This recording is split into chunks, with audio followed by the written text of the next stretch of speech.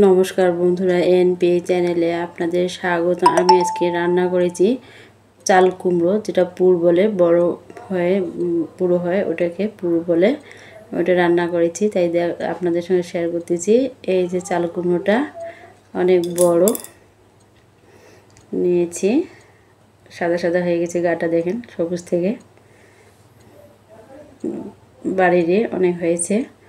ভাবলাম একটু রান্না করে আপনাদের সঙ্গে শেয়ার করি। এটা আমি কেটে নেব, আপনাদের দেখাচ্ছি। পুরো গাটা সাদা হয়ে গেছে, এখন আমি কেটে নেব।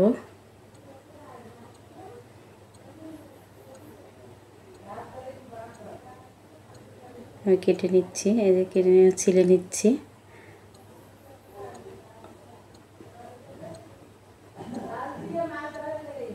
এবং ছিলে নিচ্ছি।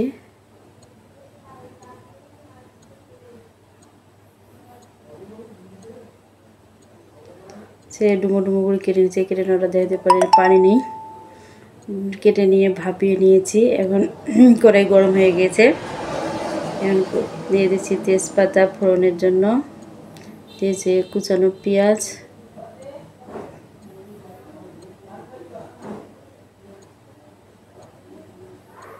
দিয়ে দিচ্ছি রসুন কুচি। সবগুলো ভালোভাবে ভেজে নেব।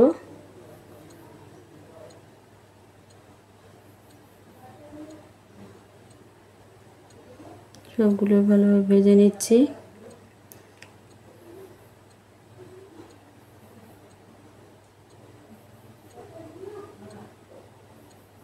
ফোড়নের জন্য দিয়ে দিচ্ছি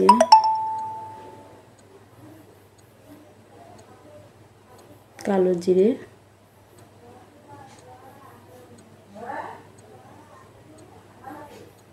যা একটু ভেজে নিচ্ছি। দিয়ে যে চাল কুমড়ো আমি এরকম ডুমো ডুমো করে কেটেছি, কেটে ভাপিয়ে নিয়েছি। এই যে এরকম করে নিয়েছি সাজটা।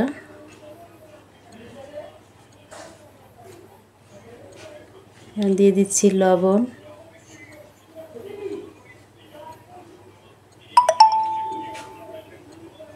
দিয়ে দিচ্ছি হলুদ গুঁড়ো,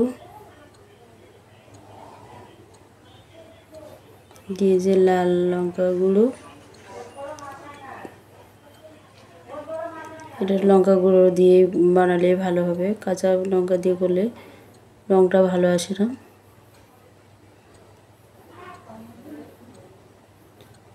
এবার কেটে নেব, কষিয়ে নেব। প্রচুর জল বের হয়, এভাবে ভেজে ভেজে আমি পুরো জলটাকে শুকিয়ে নেব।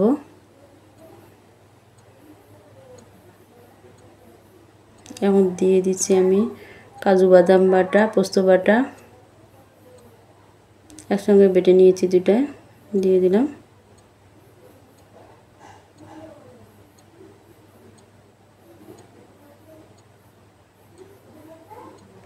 ভেজে নিয়েছি, একদম শুকনো হয়ে গেছে, একটু জল নেই। এখন দিয়েছি জিরে গুঁড়ো, জিরে ধনে গুঁড়ো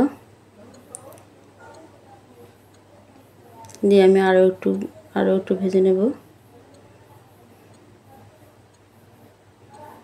একদম যেন ইয়ে না থাকে, পুরোটা আমি ভালোভাবে কষিয়ে নেব, একদম যেন জল না থাকে।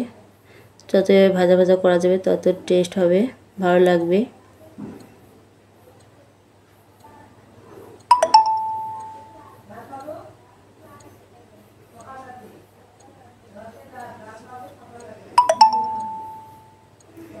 এখন আমি দিয়ে দেব ঝোলের জন্য জল। জলটা দিলে আমি কিছুক্ষণ পর নামিয়ে নেব, জলটা ফুটে উঠলে। বেশি জল দিয়ে বেশিক্ষণ জ্বালানো যাবে না, এটা টক টক লাগবে।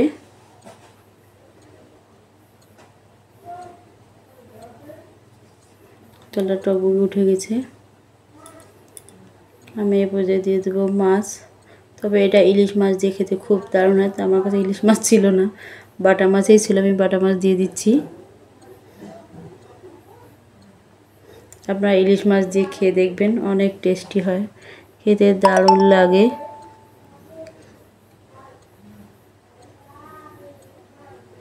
ভালো লাগলে আমার channel like, comment, share, subscribe করবেন, পাশে থাকবেন।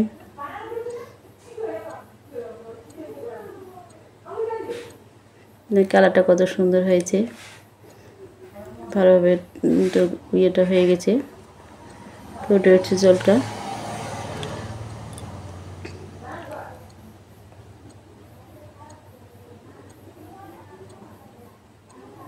আমি নামিয়ে নিয়েছি। Thank you.